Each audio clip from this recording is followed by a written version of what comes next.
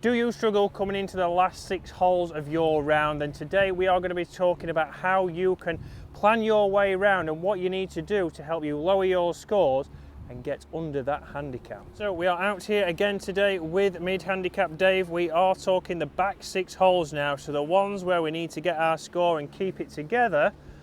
And what we see a lot of the times is people start to crash and burn. You've done well for 12 holes, you've got past the halfway house, you've had your bacon sandwich, you've had your coffee. So we're going to talk about how Dave can use his shots to his advantage to help him get over the line, get his handicap down and get towards 9.9. But depending on whatever handicap you are off, you need to think about these things when you're closing out a round.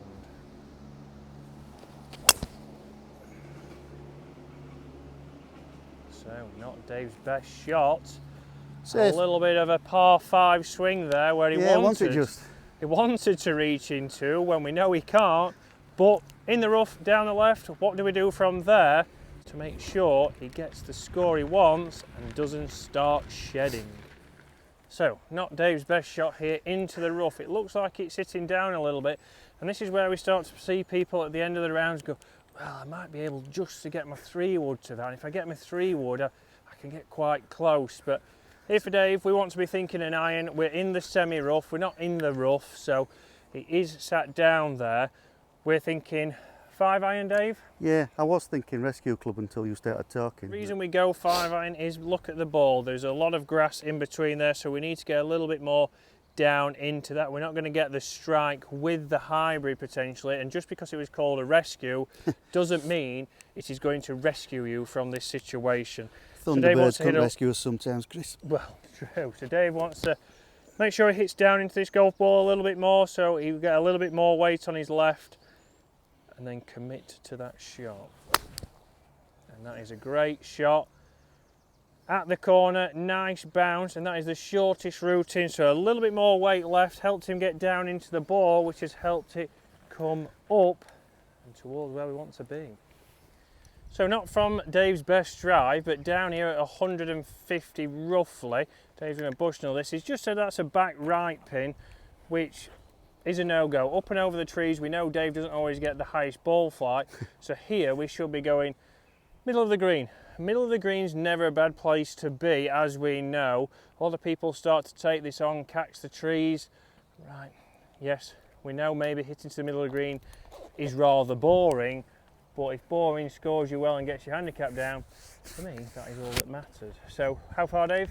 Well, you see the blue post on the left-hand side? Yeah. Down there, that's 168 yards, so that's just behind the green. So, we want to be playing probably 160 yards again. Yeah? Yeah. So 5-iron. Yeah. We're on a bit of an upslope here, so it is going to launch a little bit higher, so that should help Dave just go over the left side of this tree right here, and that's going to then give us a chance for the middle of the green. So in with a 5-iron, Dave.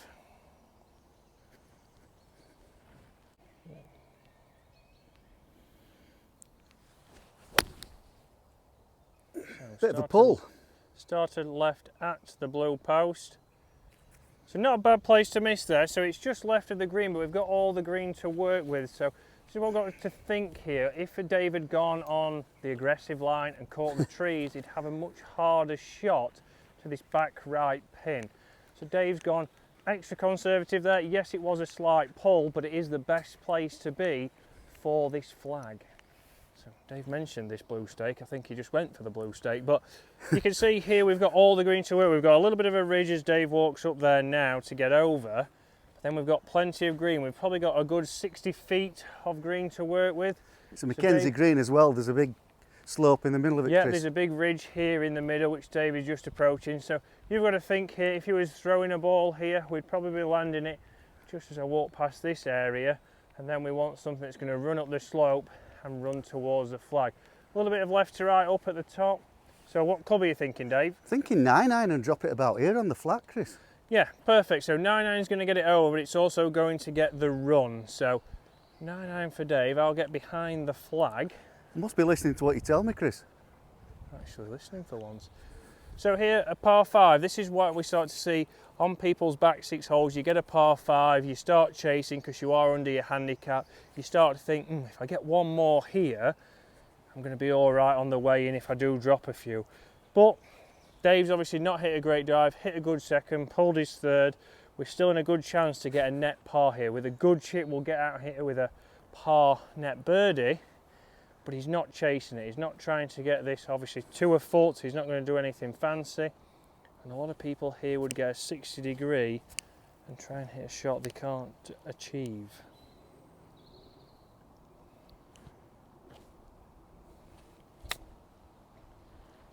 So that landed where he wanted it. And that is a great shot from Dave. Yeah, I beat myself up a little bit about that. But I suppose it's 7.5 foot away from best part of 25 yards. I should be happy with it, but you know, you like to be within 3 foot, don't you? Yeah, so mid-handicap, that'll be well inside your average for a handicap golfer, so we have to think that, you know, you've given yourself a good chance, you've not left it at 30 feet. When we talk back about the shots you've hit, you've not probably hit, I'm not going to say not hit one good shot, but you've not hit your best shots. But you've now got a chance at a par, and that's the thing, you're not chasing it, you'll give this a go, but if not, you're getting out of here, it's another hole close to the clubhouse without dropping a shot. I think you're right, I ain't hit a good shot yet. Well, other than that chip. Other than that chip, yeah, actually, yes, I'll take that back, that chip was a fantastic chip. But it's, again, not beating yourself up, being realistic of how close. Yes, we all watch golf on TV, or we've played with lower handicap golfers. They don't chip everyone close, so don't expect to chip every shot stone dead.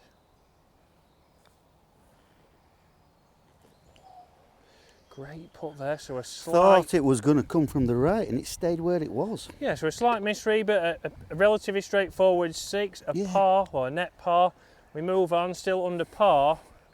Moving on to the next. So when you're walking around to the next hole, you need to pay attention also where the flag is. So Dave set up for his usual shots here, a right to left.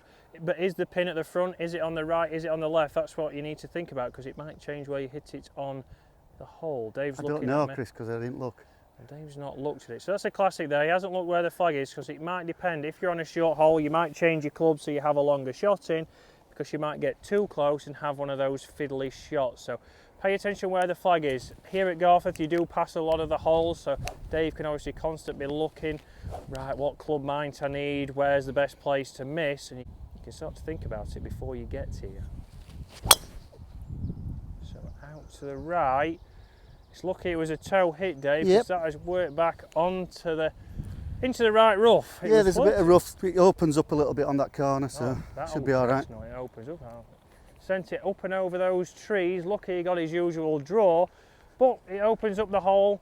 Again, we can see it's a front flag, so he's hitting straight towards that.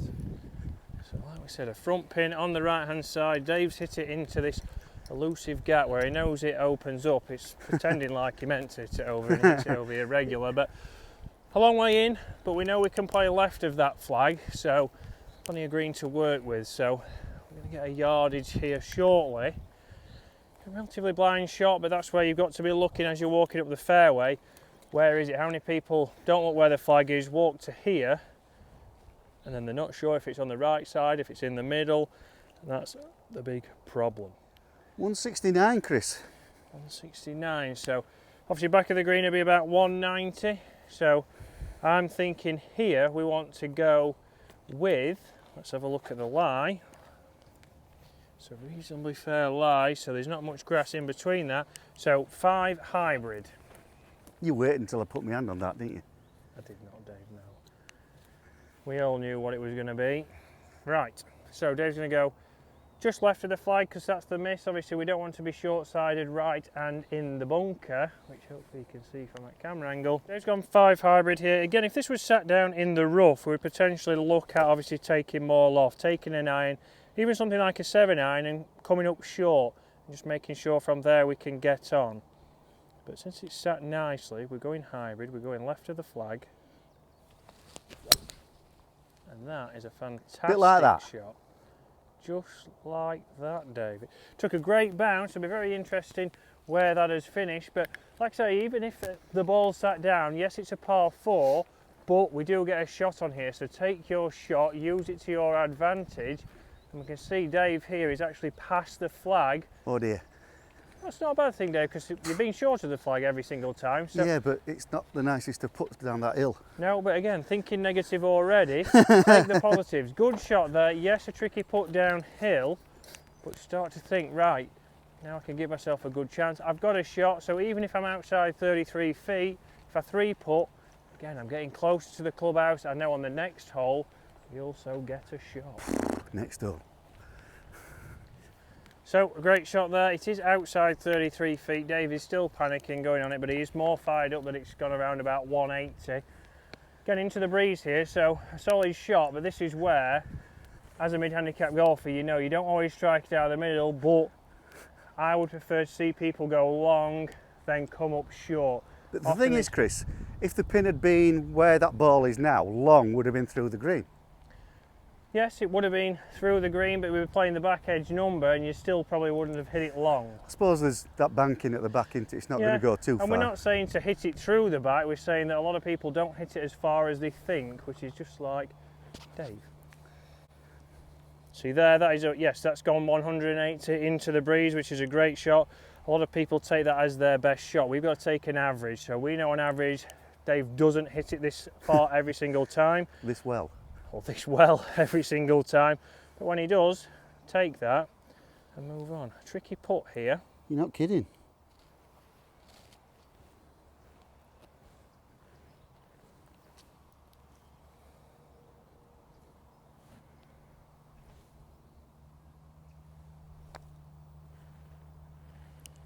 So I sent it out to the right, and that is a very good putt from there. A little bit past the hole, pacey down that hill, but that from there, from a decent about, read, it's just hit it a bit too hard. But from 50 feet, that's a very good putt. So it gives him an outside chance at a par, but again, it's a shots hole. We're not trying to chase it. Dave didn't think he hit that hard. The greens are pretty fast this morning. They have been rolled. It is in absolute cracking condition. So if you're in the area, do pop by and have a game. You might see Dave out here. See Aidan in the pro shop, he'll sort you out with a decent game. Aidan will sort you out, but you might see Dave out here doing his usual warm-up of a coffee and a Mars bar.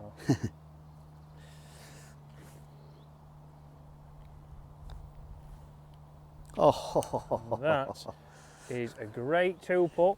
Takes us to 2 under. You've not chased it, you've gone through your routine, you've hit good shots. I was upset with the first putt, if I'm honest, because you know it went too far, and I thought it was a good putt, but I overhit it.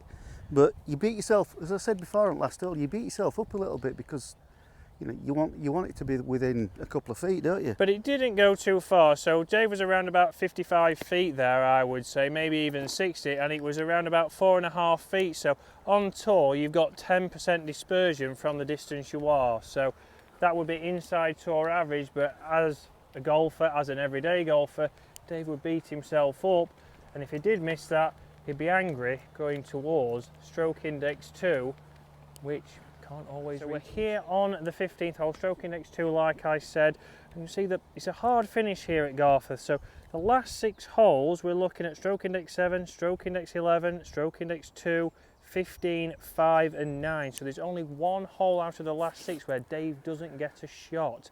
So Dave is tricking me here because he's obviously lined up over here and I've got the camera in the wrong place.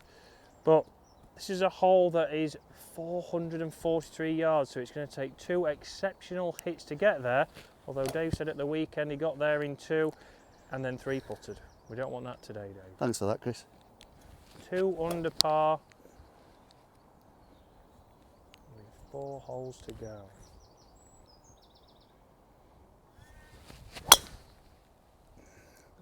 It's a little bit of a low one up the left-hand side. I can confirm, guys, we will not be getting there in 2. No. That was very much a case of Dave started to aim further and further right to counter for his draw, and then as a result has hit a little bit of a semi-snap hook. So play for your shot, guys, but don't overdo it. So if you fade the ball, if you start to aim further left, you're going to hit a bigger miss. And the same if you start to aim further and further right. If you block it, Dave will be in the trees. Because there's that much difference now between path and face, he's actually hooked it up the left. So don't overdo it. Right, so just caught this fairway, so you can see there, obviously for the tee, that is a little bit of a hook. So luckily in the fairway, but it's a layup. So we're going to be thinking about laying up short of those bushes there. So how far are we going to need to hit it, Dave? 140 is about 10 yards short of the ditch. Okay, 140 is 10 yards short of the ditch. It's a little bit downhill, so we want to be probably playing a 135 shot, which is your 8-iron, Dave. Oh, I tell you what, it's like I saw it on your fresh head covers. So you can see the green is round to the left, so very tough hole here, very much risk and reward with the ditch in there. So Dave just wants to get himself up the right hand side here and have the best angle in at that flag. We don't want to keep it tight to the left because there's a few more bushes for Dave to have to deal with.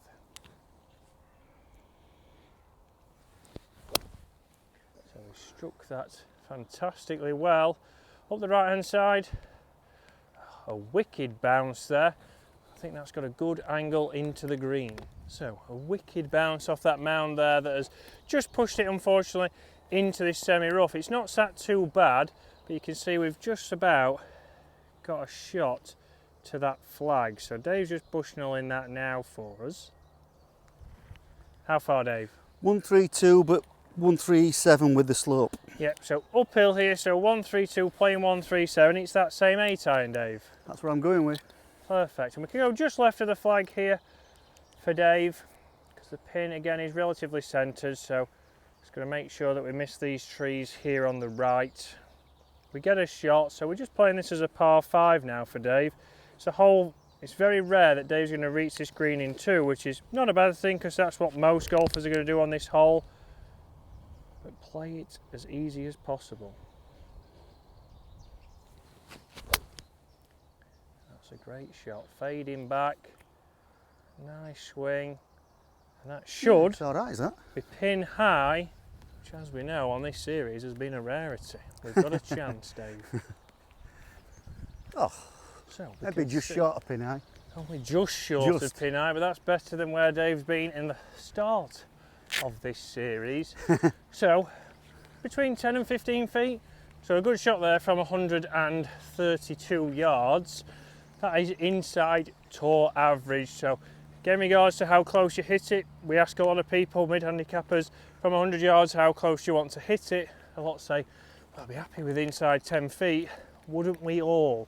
Tour average from 100 yards is 20 feet. So be realistic. So where have you got this one, Dave? Not far off where your left foot is. Okay, so a little bit of left to right here for Dave. This is all about pace. This is when we're coming back to this end of the round. Yes, you've got an outside chance at a par, but we don't want to be racing this pass and giving yourself one of those knee knockers from 4 or 5 feet. Oh, go on, roll go on. From Dave. Great pace. Ever so slightly over, everybody gave it a chance, and from there, that's a relatively straightforward tap in.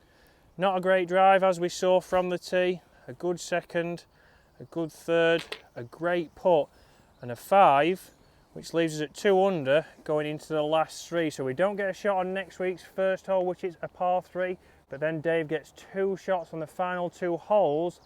Can he keep it going?